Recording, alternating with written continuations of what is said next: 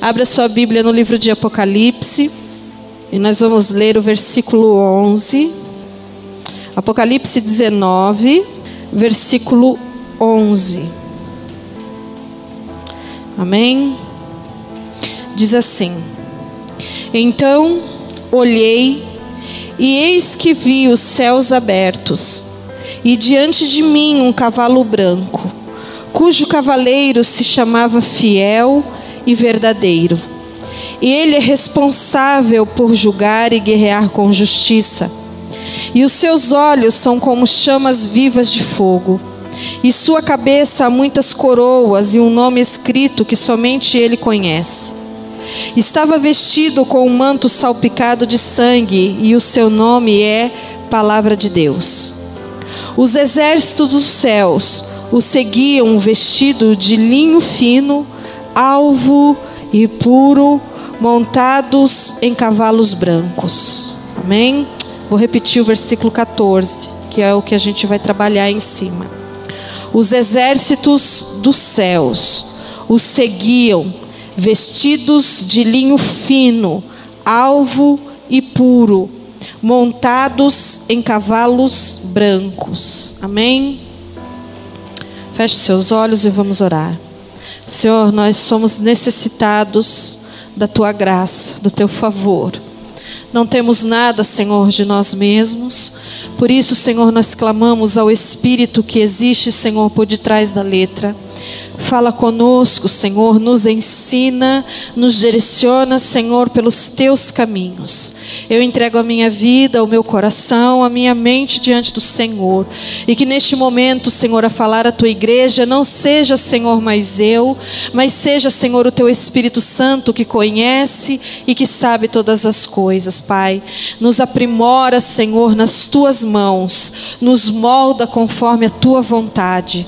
Nós repreendemos, Senhor, todo espírito, Senhor, mal, que possa, Senhor, querer nos roubar a boa semente que o Senhor nos preparou nesta noite. Obrigado, Senhor, pela Tua misericórdia, o Teu favor e o Teu amor, Senhor, sobre as nossas vidas.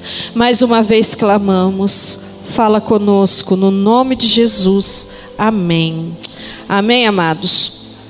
Nós vimos aqui no versículo 11, o apóstolo João então dizendo: Então olhei e eis que vi os céus abertos e diante de mim um cavalo branco, cujo cavaleiro se chama Fiel e Verdadeiro, e ele é responsável por julgar e guerrear com justiça.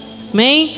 Aqui nós falamos de Apocalipse. Todas as vezes que se fala de Apocalipse na igreja, as pessoas sentem um gelo na barriga, sentem-se o seu coração apertar. Mas eu costumo dizer que o Apocalipse nada mais é do que a expressão do amor de Deus sobre as nossas vidas. O livro de Apocalipse já fala, significa a revelação de Deus, né, aos seus filhos daquilo que está por vir. Então nós entendemos que Deus não é um Deus que nos pega de surpresa. Deus não é um Deus que faz algo sem o nosso conhecimento. Nós vemos um Deus se revelando diante de nós, até mesmo por as coisas que estão por acontecer, para que a gente não seja pego de surpresa e naquele dia a gente se achegue diante dele, porque isso vai acontecer, e a gente se achegue diante dele e diz assim: olha, mas eu não sabia, né? Como não sabia? Se Deus tem usado homem, se Deus tem usado mulher, se Deus tem se revelado através da sua palavra a nós, como nós poderemos chegar diante dele e dizer assim: mas eu não sabia? Isso não vai poder acontecer. Vou falar de uma forma que nós podemos entender. O Senhor não vai engolir essa nossa desculpa, porque ela não é cabível. O Senhor tem se revelado, o Senhor tem se rasgado, o Senhor tem se mostrado a nós. E estudando esse livro tão maravilhoso, eu tenho entendido tão grande amor de Deus, que insiste em nos salvar, que insiste em nos fazer vencedores. A todo tempo, a até o último dia. O Senhor está dando oportunidade àqueles que o rejeitaram, àqueles que não o quiseram, que o deixaram de lado. O Senhor está dizendo: eu quero você junto comigo, eu quero passar a eternidade junto a você. Foi para isso que você foi criado. Nós não fomos criados para sermos lançados no lago de fogo eternamente. Nós fomos criados para viver com Deus. Desde o primeiro dia em que nós nascemos e antes da fundação do mundo, nós já existíamos nele. Olha que coisa maravilhosa. Você consegue imaginar isso? Que antes de você ser criado, de você nascer do ventre da sua mãe, você já nascia no coração, você já existia no coração de Deus. Você não é uma obra do acaso. Você não nasceu sem querer, ou simplesmente pela vontade do seu pai, ou por um erro de sua mãe. Você nasceu porque Deus o desejou, porque Deus o quis, e o Senhor vai insistir até o último dia das nossas vidas, para que nós possamos viver com Ele eternamente. Isso é amor, querido. Se você não consegue entender esse amor, eu não sei então o que é amor. Eu não sei, não consigo entender. E na verdade Apocalipse só é o fim da administração de Deus. Porque desde o Gênesis, o Senhor tem uma economia, o Senhor tem um plano, o Senhor tem uma administração. Desde o Gênesis, o Senhor vem levantando homens e mulheres para que a sua administração seja concluída. E lá no Apocalipse, o Senhor consome, o Senhor termina aquilo que Ele projetou desde o início. Então Apocalipse, gente, nada mais é do que o fim da economia de Deus, o fim da revelação de Deus, o fim do plano, né? Para que tudo novo aconteça. Então a gente não tem que ter medo, a gente não tem que ter temor no nosso coração de aprender sobre o livro de Apocalipse. Quem participou dos estudos tem somente entendido um amor que antes nós não entendíamos. Porque a gente pensava assim: olha, se eu for bonzinho, Deus me salva. Se eu fizer tudinho do jeito que Deus quer, Deus me salva. Só que nós nunca conseguimos ser bonzinho. Você consegue ser bonzinho? Você consegue, querido? Quem consegue ser bonzinho, levanta a mão. Porque eu não consigo. Se Deus tivesse que me salvar pelas coisas que eu faço, querida, eu já estava condenado ao inferno. Eu acho que eu era a primeira de vocês tudo. Eu sou salva pela graça de Deus. Eu sou salva porque Ele me amou primeiro. Eu sou salva pela sua bondade e pela sua misericórdia. Eu estou viva porque quando Deus olha para mim lá do céu, Ele vê o sangue de Jesus sobre a minha vida. Porque se Ele me visse, eu seria como Uzá, seria consumida na hora. Mas como eu sou justificada pelo sangue de Jesus, eu hoje posso dizer com toda a certeza do mundo: eu sou salva. Mas não são por causa das minhas atitudes, mas sim por um ato de amor de Jesus Cristo, que entregou a sua vida por todos os pecadores. É coisa que a gente não consegue entender. Com o nosso coração humano, nós não conseguimos entender. Não conseguimos entender Apocalipse porque queremos ler Apocalipse com a nossa mente e com o nosso coração. Mas se você ler os primeiros versículos do livro de Apocalipse, João declara assim: estava eu ali clamando ao Senhor no Espírito, no dia do Senhor, e eu fui arrebatado ao céu. Então, João só pôde entender e escrever as coisas que Jesus estava revelando a ele, porque ele estava onde? Aonde ele estava? No Espírito. Porque se você quiser entender Apocalipse com mente e com coração, você não vai entender. Então nós precisamos buscar a Deus. Nós precisamos ter uma vida no Espírito. Nós buscamos tanto isso daqui, né? Andar bonito, cheiroso, maquiado, pintado.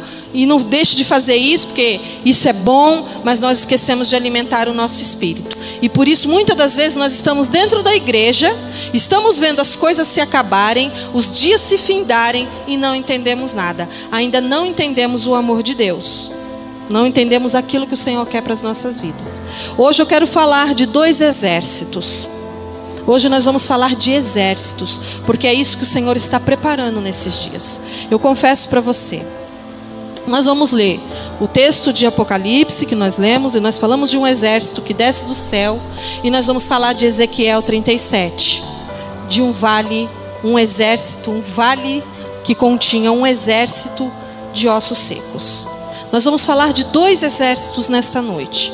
Nós vamos falar de um exército vencedor, que é esse que João viu descer do céu, vestido de linho fino, puro. E nós vamos falar de um exército que se envolveu com as coisas deste mundo e não conseguiu vencer.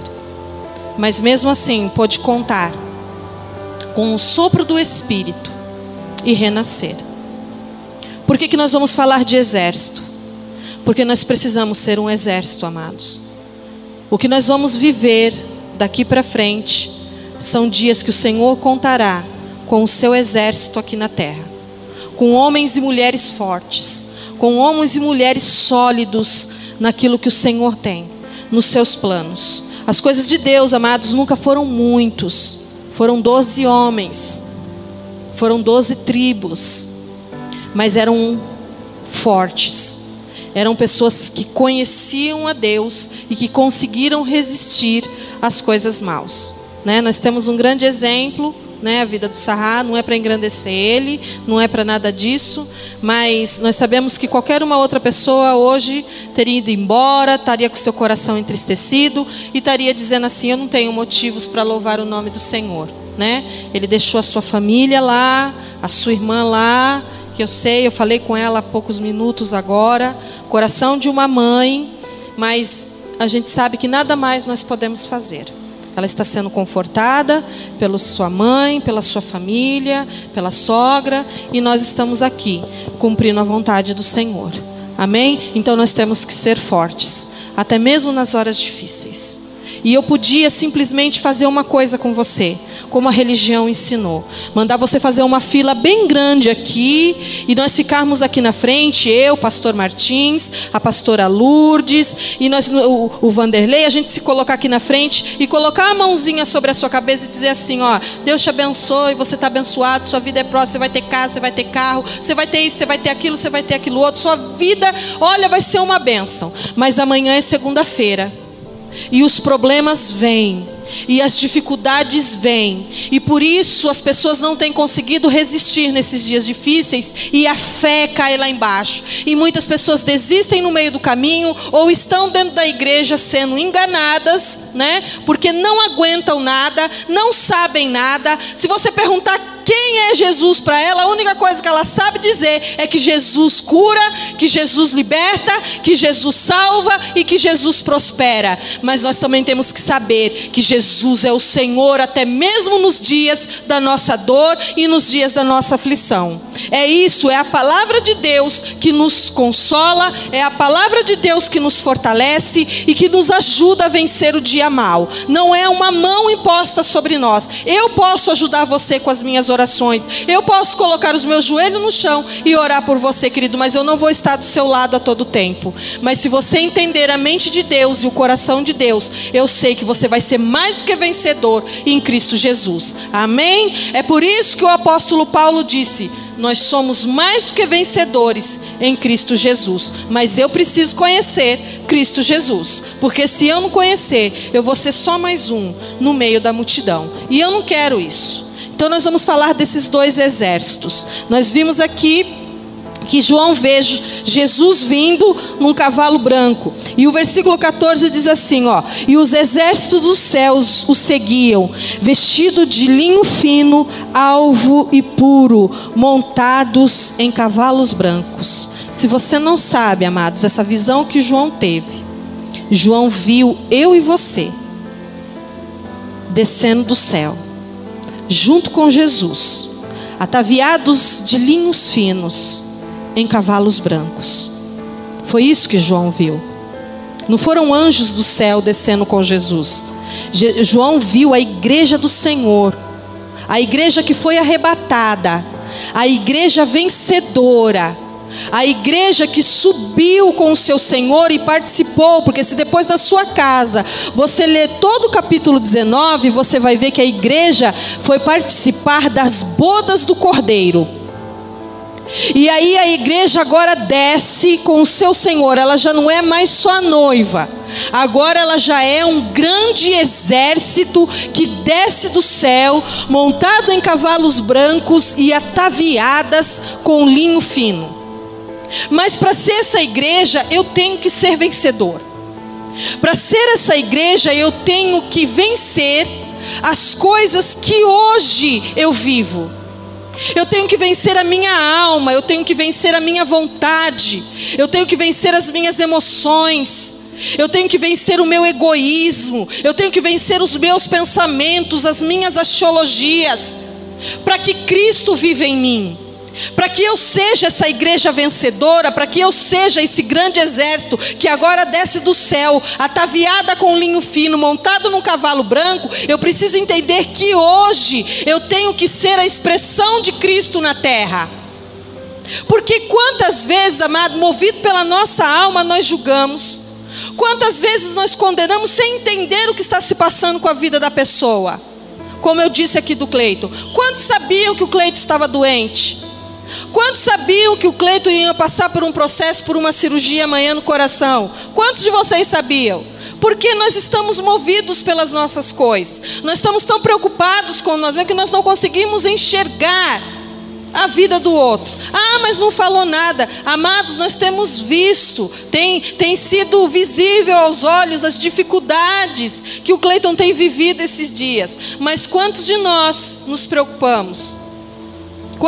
Eu me coloco dentro disso, não estou me colocando fora disso, né? Quantos de nós nos preocupamos, quantos de nós abraçamos, mas é muito mais fácil nós nos colocarmos na posição de julgamento. Enquanto eu vou falar de mim, e se isso cabe a você, você pega para você. Se não cabe, querido, você esmarra num papelzinho e joga no lixo. Enquanto eu não aprender a me colocar, a ser a expressão de Jesus na terra, eu não posso me considerar uma igreja vencedora.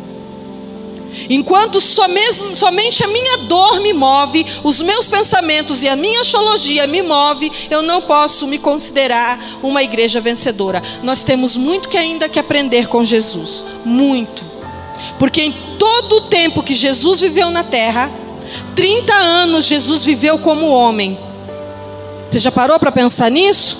Que 30 anos Jesus viveu como homem. Jesus teve dores, Jesus foi rejeitado, Jesus foi abandonado. 3 anos e meio ele passou, ele viveu, né, fazendo milagres, ressuscitando mortos, mas foram só 3 anos e meio. E nesses outros 30 anos? E a palavra diz que não havia o quê?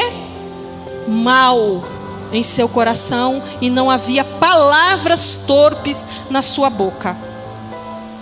Jesus não julgava, Jesus não mentia, Jesus não condenava. E enquanto eu não aprender, eu vou resumir, tá?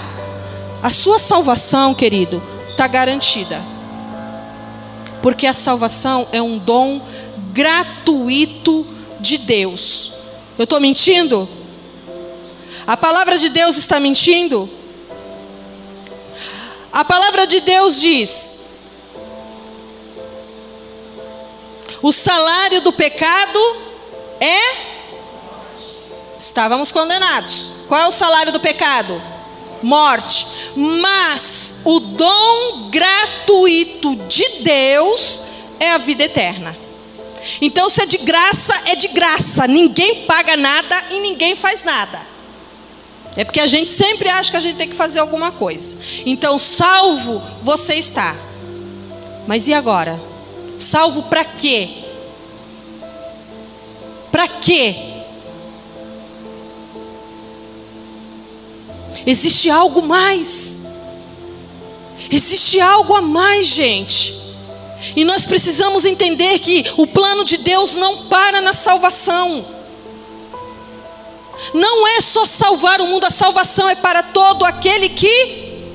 Mas quem não crê, já está condenado. Então, se eu creio, eu sou salva.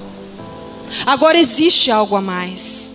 Existe um grande exército que desce do céu, ataviado de linho fino e montado num cavalo branco. Para quê? Para que esse exército desce do céu, gente? Por que eles vêm com Jesus ataviados de linho fino? O que eles têm que fazer? Nós precisamos ler. Nós precisamos estudar para que nós não sejamos mais enganados. Existe muito mais, é por isso que a Bíblia diz: nem olhos viram, nem ouvidos ouviram, e nem o coração entendeu aquilo que o Senhor tem para o seu povo. Aí a religião ensinou a gente que a gente vai para o céu e que a gente vai ficar voando de lá para cá junto com os anjos. Existe algo, existe uma cidade santa que desce do céu. Vou repetir para ver se você entende. E tudo se fez novo. E não haverá mais morte, e nem dor. E Ele enxugará dos seus olhos toda lágrima. E eu olhei para o céu e vi a cidade santa que descia do céu, a nova Jerusalém. Existe algo para nós. Não acaba e não termina na salvação. A salvação só é o começo. Agora existe um processo. O seu espírito que estava morto, que estava condenado por causa do pecado, agora recebeu vida. Mas existe uma alma dentro de você. Existe um coração, uma mente mal, que precisa ser tratada, que precisa ser salva. E não, a sua alma não é Deus que salva. A sua alma sou eu que tenho que pisar. É você que tem que pisar. A sua vontade é você que tem que matar. Para quê? Para que você seja esse exército que desce do céu ataviado. Mas houve um exército, amado, que não conseguiu vencer. Houve um exército que morreu. Houve um exército que padeceu. Por quê? Abre a sua Bíblia no livro de Ezequiel.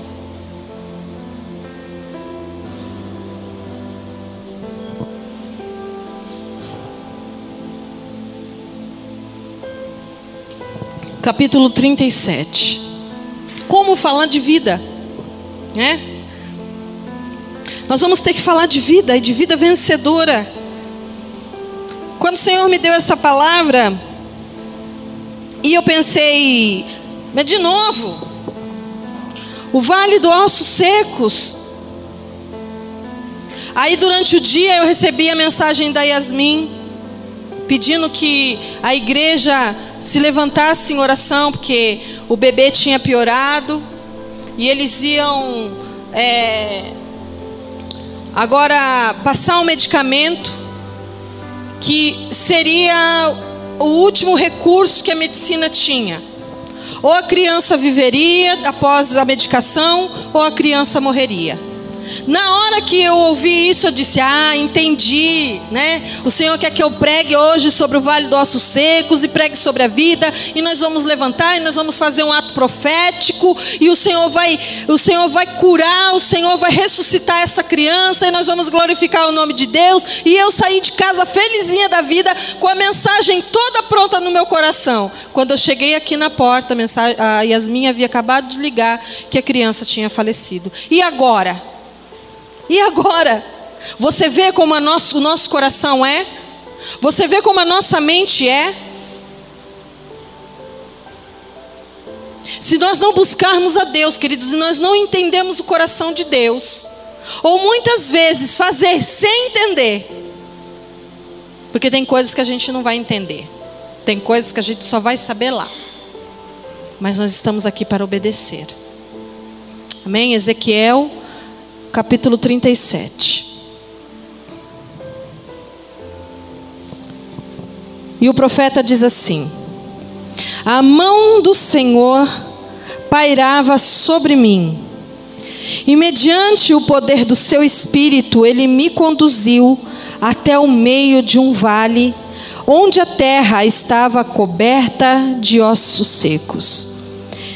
Em seguida, Ele mesmo me levou a caminhar de um lado para o outro, e pude observar que era imenso o número de ossos no vale, e que todos estavam muito secos, sequíssimos. E então Ele me indagou: ó querido filho do homem, acreditas que esses ossos secos poderão ter vida de novo? E eu respondi: ó Senhor soberano, só tu o sabes. E Ele me disse: profetiza, pois sobre estes ossos farei entrar em vós o fôlego da vida e revivereis. E eis que criarei tendões, músculos, farei surgir carne e estenderei pele sobre todos vós. Porei a respiração dentro de cada pessoa e farei viver novamente. E então entendereis que eu sou o Senhor. E então profetizei conforme me for ordenado, e enquanto eu pregava, ouviu-se no vale um barulho estranho, um som de chocalho, e os ossos se juntaram, osso com o seu osso. Atentei para o que estava acontecendo e notei que os ossos estavam sendo cobertos de tendões e de carne, e logo em seguida a pele os cobrira. Todavia eram corpos sem espírito, não havia o fôlego de vida neles. E então o Senhor me ordenou: profetiza agora ao Espírito, profetiza ao Filho do Homem e convoca o sopro da vida, dizendo: assim diz o Senhor dos Exércitos, ó Espírito, vem dos quatro ventos e assopra sobre esses ossos para que vivam. Fiz como me fora ordenado e profetizei, e no mesmo instante o fôlego de vida entrou naqueles corpos, e eles ganharam vida e se colocaram em pé. E havia tanta gente reunida que dava para formar um exército sem medidas. E então o Senhor me revelou: ó filho do homem, eis que estes ossos representam toda a casa de Israel, porquanto eles costumam murmurar.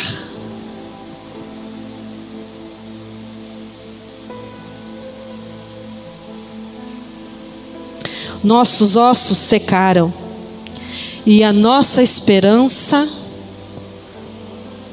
mirrou.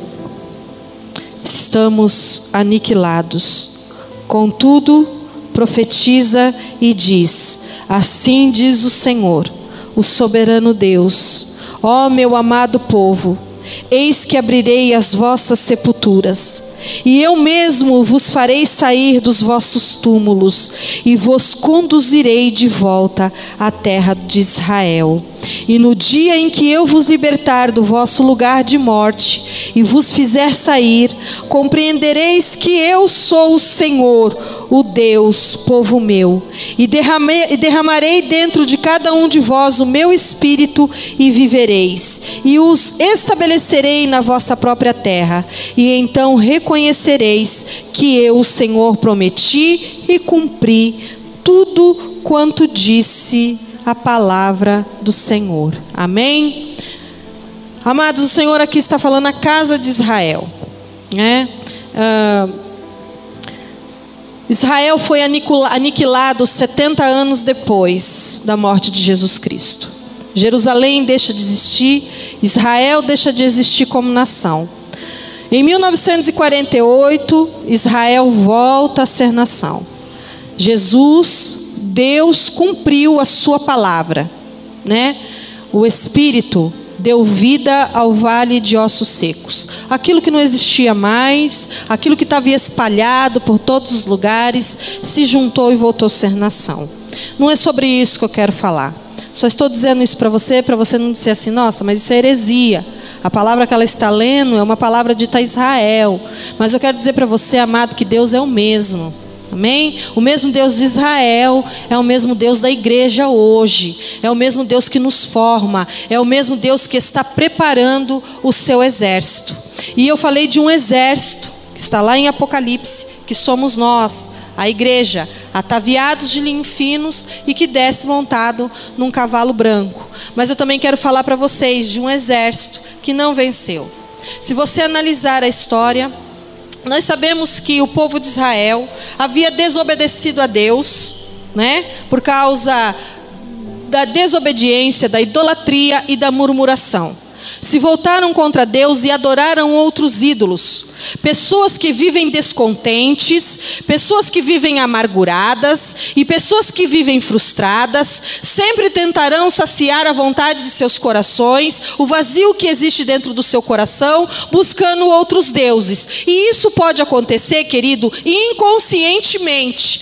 Quando você se entristece, quando o meu coração e o seu coração se entristece, a primeira coisa que nós fazemos é culpar a Deus e nos esquecemos de Deus. E aí a gente quer saciar, né? Aí a gente corre atrás do trabalho, a gente corre atrás de estudo, a gente corre atrás de namorado, a gente corre atrás de drogas, a gente corre atrás de algo que possa saciar aquele desejo que nós temos no nosso coração, de algo que nos frustrou, de algo que não aconteceu na nossa vida.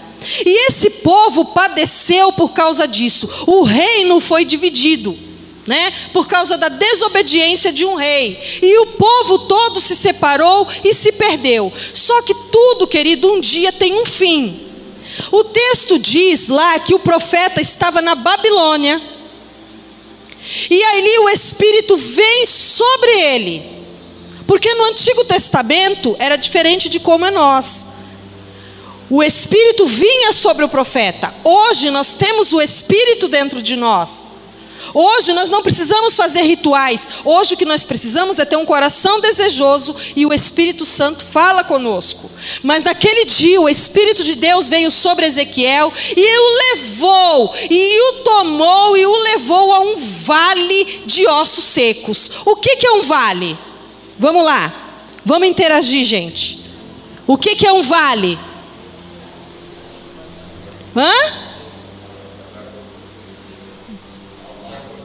Um lugar profundo. E esse vale é um lugar onde está entre duas montanhas. Imagina comigo agora, que agora eu vou começar a pregar no seu coração. Um vale é um lugar que está entre em lugares.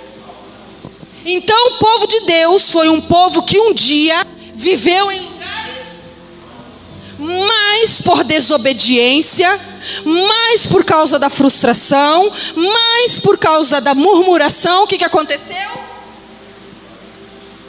Caiu num vale.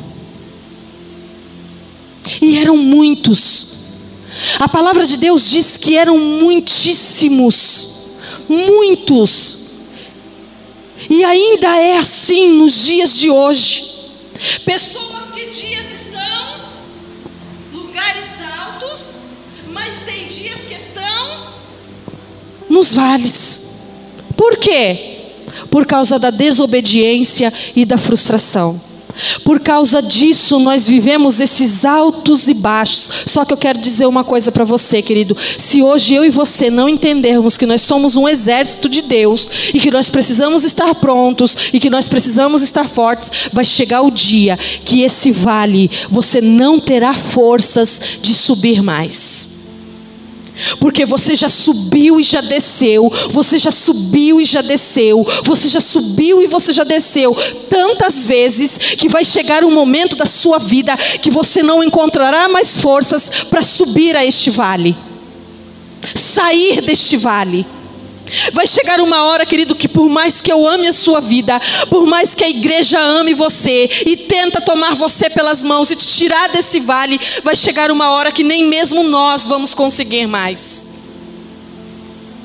Porque muito mais depende de você, muito mais depende de mim do que das pessoas.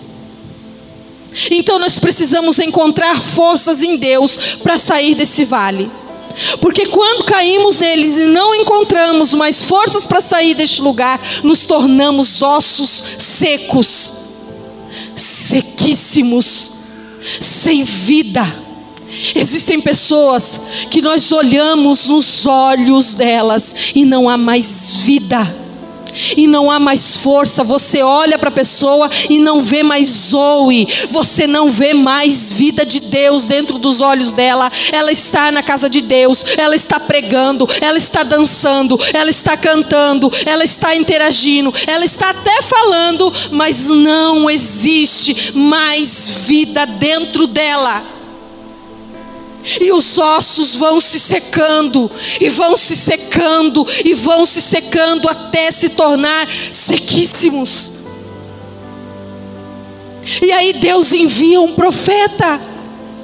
Você vê que até quando as coisas estão secas e não há mais vida, e não há mais esperança, e não há mais alegria, amados, nós somos povo de Deus, nós somos homens e mulheres de Deus, e nós encontramos forças até mesmo no luto, nós encontramos forças até mesmo nas dores, nós encontramos esperança onde não há esperança, nós continuamos, nós vamos, nós prevalecemos. Por quê? Porque existe vida de Deus em nós.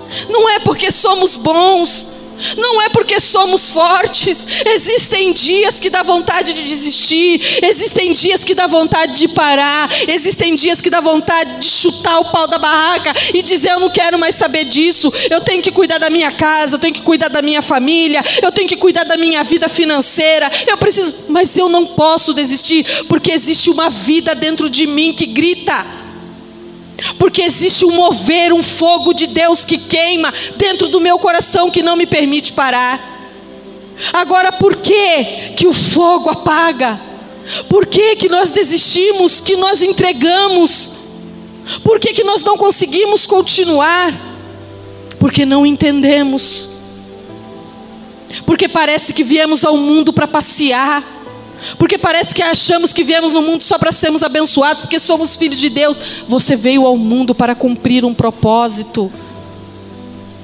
E existe restauração. Levanta sua mão direita para mim. Existe vida, querido. Existe vida. Existe restauração. Existe esperança. Ainda há esperança para a árvore que foi cortada, e ao cheiro das águas ela viverá. Existe vida ainda.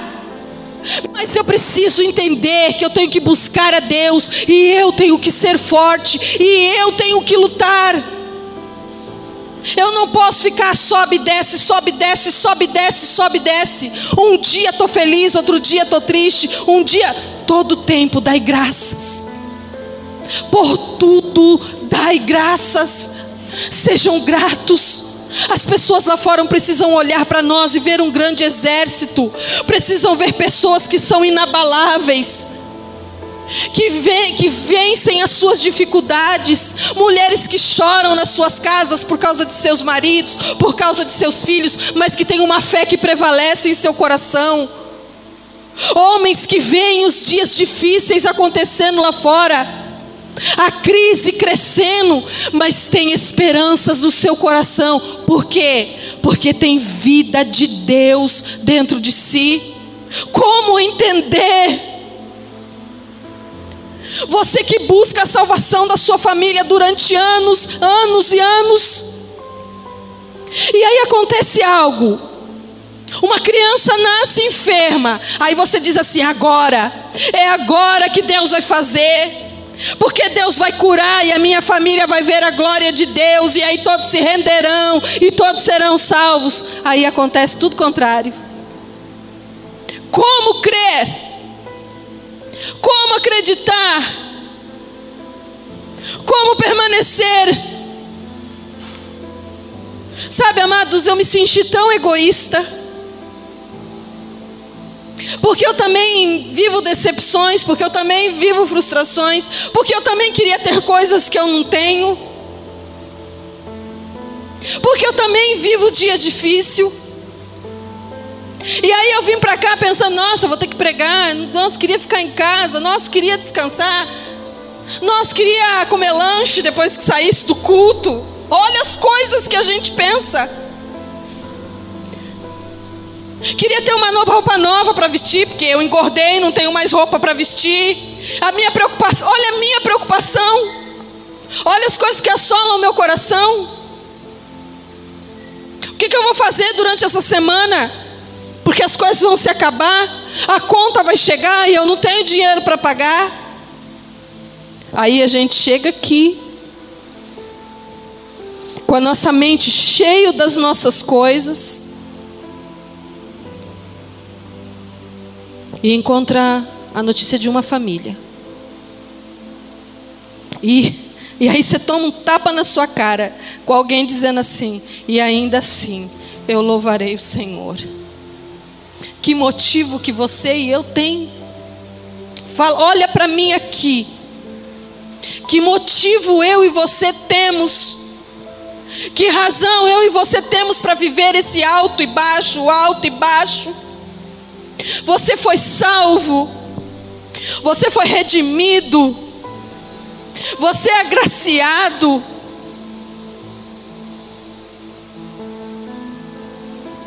E por tão pouco nós desistimos, ou até pensamos em desistir. A restauração, querido, Deus disse: profetiza ao Filho do Homem. A restauração começa pelos ouvidos. Eu vou repetir para que você possa entender. A restauração começa pelos ouvidos. É por isso que a palavra de Deus diz: ouvi e ouvi a palavra do Senhor. A fé vem por onde? Ouvir e ouvir a palavra do Senhor. Você pode profetizar o quanto você quiser. Se não houver ouvidos, se não houver atenção, se não houver a fé dentro do seu coração, as coisas não serão restauradas. E Deus ainda fez mais, dizendo a Ezequiel: olha, dá uma volta pelo vale, olha para esses ossos, como estão eles? Estão secos, Senhor. Não, estão sequíssimos. Não há mais esperança, não há mais vida, não tem mais jeito. E o Senhor diz: profetiza, abre a tua boca e profetiza. E um barulho começou. Imagina um vale. Imagina comigo. Duas montanhas. Vale. Imagine o eco que dava aquele lugar. E um grande barulho.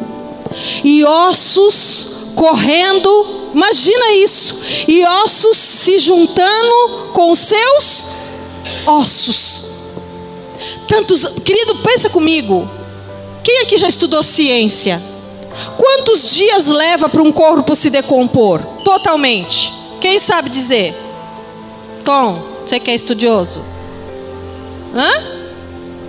60 dias? Um corpo inteiro para se decompor. Ossos para se secarem e se tornarem sequíssimos. Quanto tempo? Muito tempo. Muito tempo. Vou contar uma coisa para você que eu vivi, criança ainda. Meu pai um dia me disse assim: vamos sair, você vai passear comigo. Falei: opa, vou no parquinho, né? Meu pai vai me levar no shopping. Nem existia shopping.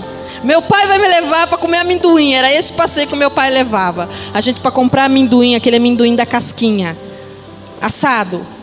E minha cabeça já se encheu de fantasias. Então meu pai me pegou pela mão, subimos no ônibus e fomos, descemos em frente ao cemitério. Eu tinha uns 4, 5 anos, para você ver como as coisas marcam na nossa mente. Entramos no cemitério. Eu não sei como é que funciona aqui em Laranjal, mas lá em Santos, há uns anos atrás, os túmulos, lá fala campa. As campas eram compradas, eram de famílias, né? E o meu pai havia herdado que boa herança, né? Herdou uma campa, um túmulo de seu pai, era a posse dele, era a propriedade dele, era um túmulo que o seu pai havia sido enterrado há mais de 30 anos atrás. Mas o meu pai queria vender essa propriedade. Ele queria ficar rico. Aí já fazia mais de 30 anos que o meu avô havia morrido. Ele procurou a secretaria, e eu olhando tudo aquilo, né? Ele procurou a secretaria do cemitério e falou: eu quero vender. O cemitério se interessou a comprar, mas ainda existem os restos mortais de meu pai lá. Meu pai fez uma pergunta para o homem: será que ainda existe? O homem disse: talvez sim, possa ser que ainda se encontre alguma coisa. E que chamaram os coveiros lá, as pessoas que trabalhavam no cemitério, e começaram, porque era no chão. Não eram essas coisas lindas que você vê hoje, esses monumentos que você entra no cemitério. Esses dias eu fui no velório do meu tio, fiquei até com vergonha de entrar no cemitério, tão chique que é. Memorial agora se chama, né? Mas eram no chão, terra. E ali eles começaram a cavar. E cavar 30 anos. Já havia se passado. E chegou a um determinado nível da terra, que conforme ele lançava a enxada na terra e ele puxava, os ossos de meu avô ressurgiam sobre a terra. Dedos das mãos, o osso, você vê como as coisas gravam na mente da criança. Osso do braço, o crânio, as pernas, cabelo, muito cabelo. Os ossos dos pés dele ainda estavam dentro das meias. 30 anos depois. Agora você imagina para um profeta dizer que naquele vale existiam muitos ossos, e ossos sequíssimos. Quantos anos aqueles ossos já não estavam lá? Quanto tempo de morte assolou aquele lugar. E aí diz que quando ele profetiza, sopra um vento e os ossos começaram a se juntar aos seus. Você acha que o osso, vou dar um exemplo aqui, você acha que o osso da Camille estava do ladinho a perninha dela estava do ladinho da outra perninha dela? Você acha que o crânio do Tiago estava juntinho com a face dele? Chuva, sol, muitos anos, vento, estava tudo bagunçado, estava tudo misturado. E quando uma palavra foi lançada e o Espírito foi soprado, os ossos começaram a se juntar, osso com o seu osso. Se não fosse assim, amados, a palavra não estaria relatando dessa forma. Que ossos se juntaram com os seus ossos. Não adianta o Espírito soprar. Não adianta nós profetizarmos se os ossos não estiverem juntos com os seus ossos.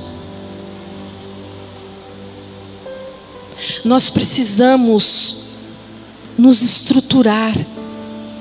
O que eu estou querendo dizer para você é que um exército precisa ser montado. Um exército precisa ser estruturado. Não adianta você querer fazer as coisas de Deus arrebentado. Não adianta você querer fazer as coisas de Deus desestruturado, com os seus ossos espalhados de lá para cá, com o seu coração amargurado e frustrado e decepcionado. Não adianta nós declararmos vida se você não entender que os ossos precisam se juntar aos seus ossos e que você precisa ser estruturado. Eu tenho uma notícia para dar para você: Jesus está voltando, a igreja será arrebatada, um povo vencedor, um grande exército descerá do céu, montado em cavalo branco e ataviado de linhos finos. Mas eu preciso vencer, eu preciso me estruturar, eu preciso ser forte para que o Espírito entre dentro de mim e eu possa vencer. Precisa ter vida, gente, precisa ter amor, precisa ter o Espírito de Deus. Mas eu preciso me estruturar, eu não posso ser abalável do jeito que eu sou. As coisas não podem me parar do jeito que me param. Tem gente que só consegue ser crente quando tem dinheiro no bolso. Tem gente que só consegue ser crente quando está bem, quando está curado, quando vai tudo bem, quando a família está bem, quando tem as coisas na mesa para comer. Eu preciso ter um espírito inabalável. Eu preciso ser vencedor. Eu preciso aprender a viver os dias maus, como foi cantado ontem aqui. Que coisa linda. Deus me deu e Deus me tirou. Bendito seja o nome do Senhor. Eu serei fiel e fiel até o fim. Não é fiel pela metade. Não é ser fiel quando tudo está bem, gente, é muito fácil. Agora, ser fiel quando você perde filho, ser fiel quando as coisas não estão bem, ser fiel quando não se tem o que se quer comer, ser fiel quando a assolação chega, quando o marido vai embora. E deixa eu te falar uma coisa, não é só demônio, viu? Ou aliás, nada acontece sem a permissão de Deus. Se você não entender que o tempo que você está vivendo é um tempo de aperfeiçoamento, para que você seja aprimorado e você se torne esse grande exército que desce do céu, você não vai conseguir. Eu não vou conseguir. Se para tudo você tem uma palavra, não vou falar de você, vou falar de mim, porque eu sou assim. Para tudo eu tenho uma palavra, para tudo eu tenho uma justificativa, para tudo eu tenho uma resposta. Eu estou envergonhada, eu estou constrangida, porque quando a gente se vê, é assim que a gente se sente, constrangidos. Porque nós somos rápidos e aptos para julgar como somos. Mas só cada um é que sabe aquilo que tem vivido. Se eu não entender que eu tenho que ser mão de Jesus e boca de Jesus, eu nunca vou conseguir entender que eu sou e faço parte de um grande exército que desce do céu, montado em um cavalo branco, ataviados com linho fino.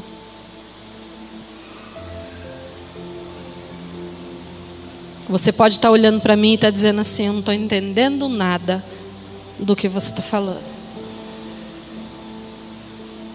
Porque nós estamos acomodados, gente.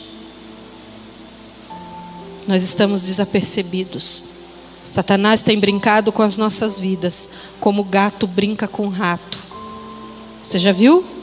Quando um gato pega um rato, antes de comer ele primeiro brinca bastante. Pega você nas suas fraquezas, nas suas debilidades, naquilo que você é mau, e usa você. Usa a sua boca, usa as suas mãos, e você acha que está tudo bem. E sem ao menos você esperar, como num piscar de olhos, como um ladrão, Ele virá nos buscar. Quem você será? Um osso seco? Sequíssimo? Alguém que já esteve lá em cima, que já ouviu, que já recebeu, que viveu as maravilhas de Deus. Ninguém viveu mais maravilhas de Deus do que o povo de Israel, gente. Ninguém viu mais milagres do que o povo de Israel viu. Você sabe o que é ver diante dos seus olhos um mar se abrir? Eu acho que se isso acontece perto de mim, eu saio correndo para trás. Eu acho que se eu tivesse lá no Mar Vermelho, se eu tivesse lá, junto com o povo de Israel lá, e os cavalos e os cavaleiros egípcios lá atrás, e o mar se abrisse na minha frente, eu acho que eu corria e pulava no colo do cavaleiro lá do Egito, de medo. Eles viram. Sabe o que eles viram? Eles viram maná, pão doce. Todo dia, pão doce cair do céu. Um dia eles disseram assim: estamos cansados de comer pão doce, Deus. Nós queremos carne, porque não é assim, né? Nós queremos carne. Não é gadita? Aí nós queremos carne. Aí Deus disse: vocês querem carne? Então eu vou mandar tanta ave do céu que vocês vão se entalar até o nariz. Eles não conseguiam nem ficar parados de tanta ave que invadiu o acampamento. Comeram carne até sair pelo seu nariz. Ninguém viu mais milagres do que o povo de Israel. E agora havia se tornado um vale de ossos secos. Quem você é? De que lado você vai querer estar? Um exército de ossos secos, ou um exército que desce do céu, montado em um cavalo branco e ataviado de linho fino? Deixa eu te contar uma coisa. 10 anos dentro da igreja, 8 pregando a palavra do Senhor, mas eu não entendia. Eu não entendia. Porque o Senhor é bom e a sua misericórdia dura para sempre. Não dura porque eu tenho que ser bom, porque se eu não fizer as coisas do jeito que Deus quer, Ele vai me mandar para o inferno. Dura para sempre. Ou dura até eu ser bom?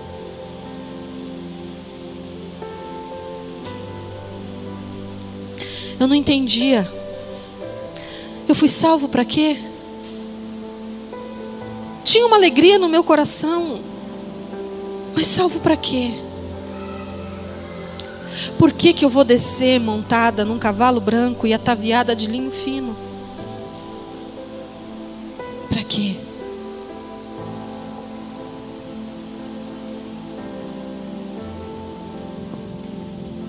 Eu vou viver com Ele. E eu serei, vocês serão o meu povo, e eu serei o vosso Deus. E eu tabernacularei com o meu povo. Você entende isso?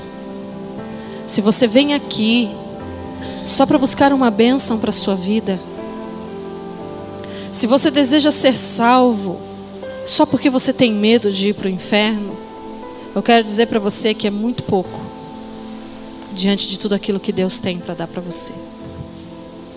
Muito pouco. Você sabe o que é você estar diante dele? Olhar nos seus olhos, tocar o seu rosto, segurar as suas mãos e viver o plano que Ele estabeleceu desde do princípio das coisas. Você foi criado para reinar com Ele e para viver com Ele. Eu quero fazer desta igreja não somente uma igreja que busca por coisas deste mundo. Por isso que Paulo disse, não sei se nas cartas de Filipenses ou de Coríntios, miserável é o homem que busca somente pelas coisas desta terra. Se você quer estar aqui somente por essas coisas, queridos, Deus dá. Mas existe muito mais. Eu quero colocar isso no seu coração. Existe muito mais, pastor. Existe muito mais.